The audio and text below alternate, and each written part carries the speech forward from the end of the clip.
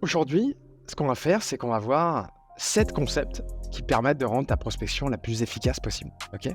Peut-être que tu es commercial, tu es vendeur, ou alors tu es CEO d'une entreprise, bref, tu es dans un rôle où ta mission, c'est d'apporter des clients à ton entreprise. Et donc, apporter des clients, ça passe par faire des rendez-vous. Un rendez-vous, c'est le fait de pouvoir analyser si la personne a un besoin et un besoin auquel toi, tu pourrais y répondre.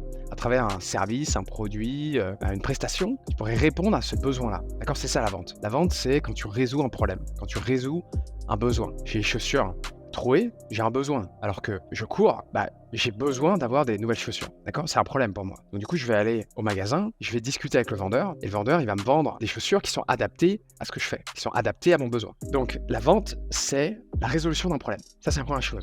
La deuxième chose, c'est la vente, elle passe par la prospection. Donc, ce que je veux dire, c'est que tu dois prospecter, tu dois chasser pour pouvoir vendre. Tu dois savoir qui est-ce qui a les besoins. Qui est-ce qui a des besoins dans la solution que tu vas proposer. Ok? Donc aujourd'hui, ce qu'on va faire, c'est qu'on va parler de prospection. Je vais vous donner une dizaine de techniques qui permettent de rendre la prospection la plus efficace possible. Donc, ce qu'on va faire, c'est qu'on va se poser les bonnes questions. Peut-être que vous avez un service, un produit aujourd'hui qui permet de résoudre un problème. Vous avez analysé qu'il y avait un problème, j'ai n'importe quoi, dans les ressources humaines, et vous êtes dit, ah bah tiens là, je pense qu'ils perdent énormément de temps dessus, moi je vais concevoir un produit, je vais concevoir un service qui permet aux ressources humaines de gagner du temps dessus. Ça, c'est la première chose. La première chose, c'est de se dire, qui est ma cible?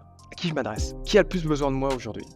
Qui est-ce que quand je vais les appeler, quand je vais décrocher mon téléphone et les appeler, pour leur donner le sujet, ils vont me dire ah, c'est ma priorité du moment. Vous m'appelez et j'en parlais avec mon directeur hier, avec grand plaisir pour se faire un rendez-vous. Il faut se poser la bonne question de se dire qui est-ce qui a le plus besoin de moi aujourd'hui? Et donc de travailler sa cible. La plupart des entrepreneurs et des CEO qu'on va rencontrer, ils me disent globalement, écoute Anas, c'est compliqué de travailler ma cible parce que notre service, notre produit s'adapte à toutes les entreprises de France. À qui tu apportes le plus de valeur aujourd'hui? Ça, c'est une des questions à avoir. À qui tu apportes le plus de valeur aujourd'hui? Tu peux retourner la question en disant, voilà, parmi mes clients, qu'est-ce qui me donne le plus d'argent? Donc, il y a ça, mais il y a également la relation humaine que tu as avec eux. C'est de se dire, parmi mes clients, avec qui j'aime le plus travailler? Ou parmi mes prospects, avec qui j'aimerais le plus travailler? Dans quoi j'ai des compétences? J'ai n'importe quoi, regarde. Tu as peut-être été dans l'immobilier. Voilà. Tu as été dans l'immobilier avant, etc. Tu les connais bien. Et entre-temps, tu as conçu un produit. Est-ce que l'idée, ce serait pas de concevoir un produit pour la cible, en l'occurrence, que tu connais déjà,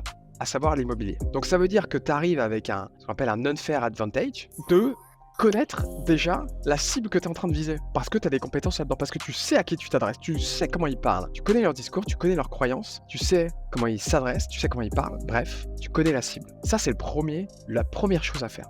La plupart des gens aujourd'hui veulent faire 1 million d'euros en ayant l'offre la plus sexy du monde, sauf que 50% du boulot est dans la définition de la bonne cible. Et donc, si tu as travaillé ta cible avant, si tu sais exactement à qui tu t'adresses, ça va être beaucoup plus facilité dans ton travail de prospection derrière. La prospection, ça peut être très chronophage, ça peut être très difficile si tu t'adresses pas aux bonnes personnes. Je vais te donner un cas concret. Imagine que tu es dans une gare. Tu es dans une gare et tu veux donner un discours. Un discours qui est adapté pour les médecins. Et donc, tu fais ton discours dans la gare comme ça, et il y a énormément de gens qui passent. Des gens qui passent à droite, à gauche. Et donc, tu donnes ton discours. Tu te dis, OK, il y a beaucoup de gens, donc il devrait forcément y avoir quelques médecins dans le lot. Et donc, tu fais ton discours, tu prends énormément d'efforts à parler, à crier même, pour te faire entendre. Et finalement, t'as quoi? T'as peut-être un médecin qui vient et qui dit, OK, je serais intéressé par ce que vous racontez. Travailler sa cible, c'est réunir tous les médecins concernés par ton service dans une pièce, en l'occurrence, et de leur faire ton discours. C'est ça, le ciblage chirurgical. Donc, travaillez votre cible et tâchez d'avoir un ciblage chirurgical pour la prospection. Derrière, ça va décupler les résultats en prospection. Ça, c'est la première chose. La deuxième chose, c'est en prospection, bien évidemment, on va recevoir du rejet. La plus grosse des peurs d'un commercial, c'est de toquer à la porte de quelqu'un, c'est de décrocher son téléphone et que quelqu'un lui dise « Bah non, désolé, j'ai pas de besoin, je travaille déjà avec votre concurrent. » Bref, toutes les objections que vous avez imaginées déjà dans votre tête, c'est ça la plus grosse peur d'un commercial. C'est la peur du rejet. Mais cette peur du rejet, elle est inévitable. Et quand on se dit que le rejet va arriver, qu'il est inévitable, on l'embrasse, le rejet. Donc se dire que on n'est pas fait pour tout le monde. Le produit ou le service que tu vends, il sera pas pour tout le monde. Peut-être que tu as déjà des concurrents en place qui sont au sein de tes clients. Tes clients, ils t'ont pas attendu. Peut-être que tes clients, ils travaillent autrement. Peut-être que tes clients, ils n'ont pas forcément le besoin. Et c'est OK. Concentre-toi sur ceux à qui tu peux apporter le plus de valeur, plutôt que de vouloir convaincre ceux qui n'ont pas de besoin. Ça, c'est une des règles indispensables en prospection. Au début, ce que je faisais, c'est que je faisais mes campagnes de prospection et quand une personne me répondait non, je me disais que ouais, mais si elle m'a répondu non, c'est qu'il y a un potentiel besoin, un potentiel intérêt. Et donc, je perdais du temps à essayer de le recontacter, de le rappeler, etc. pour caler un rendez-vous, pour savoir s'il y avait un réel enjeu, un réel besoin. Alors que j'aurais pu gagner du temps à cibler des prospects qui ont un réel enjeu, un réel irritant dans la solution que je vais proposer. Donc, tu peux contourner ce rejet-là, ou en tout cas améliorer tes performances en prospection en ayant une bonne cible. Donc, 1, la cible. 2, accepter le rejet. 3, une des composantes qui permet d'apprécier la prospection, c'est de le transformer en jeu. Imagine, tu le transformes en jeu. Imagine, tu te dis, OK, combien d'appels je vais faire aujourd'hui? Combien de oui je vais avoir aujourd'hui? Combien de discussions je vais avoir aujourd'hui? Si tu te transformes en jeu, et puis tu peux même te challenger avec un autre commercial, tu dis, OK, vas-y, aujourd'hui on fait 20 appels. Sur les 20 appels qu'on va faire, combien aura le plus de rendez-vous? Bref, le transformer en jeu, la prospection, ça permet de souffler et ça permet de décupler derrière tes résultats. La quatrième chose que j'aimerais partager, c'est la plupart des commerciaux aujourd'hui, ce qu'ils font, c'est qu'ils ont un pitch et ils récitent leur pitch pour avoir un objectif. L'objectif principal, c'est d'avoir du rendez-vous. Oui, bonjour, je vous appelle parce que vous êtes un directeur des ressources humaines et parce que nous, on a conçu un outil qui permet de gagner du temps sur les ressources humaines. Donc, ce que je vous propose, c'est de faire un rendez-vous mardi ou mercredi. Est-ce que vous avez votre agenda sous les yeux? Vous sentez la pression dans ce pitch. Vous sentez que j'étais mal à l'aise.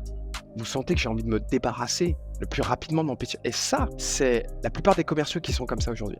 Ils ont envie de se débarrasser de leur pitch. Tiens, je te vomis dessus. C'est littéralement ça. C'est je te vomis mon pitch et je balance une bouteille à la mer et on verra si elle me retournera. On verra si j'aurai un ou deux rendez-vous. Sauf que la prospection, c'est pas ça. La prospection, c'est arriver avec une vraie position, un vrai positionnement de tu apportes de la valeur. Tu apportes énormément de valeur. Et il y a souvent cette analogie de dire vous êtes des médecins aujourd'hui. En tant que prospecteur, en tant que chasseur, vous êtes des médecins. Vous arrivez dans un contexte où vos prospects sont malades. Vous avez l'ordonnance qui leur permettront de guérir. Et quand vous avez ce positionnement-là et que vous répétez ça dans la tête et que vous savez que vous apportez de la réelle valeur à vos clients, vous ne serez pas là à vomir votre pitch. Donc, c'est le mindset, avoir un mindset de gagnant, avoir un mindset de vendeur performant, de se dire, OK, j'ai un service, j'ai un produit qui répond à une vraie peine des entreprises aujourd'hui. Et donc, je vais leur apporter de la valeur.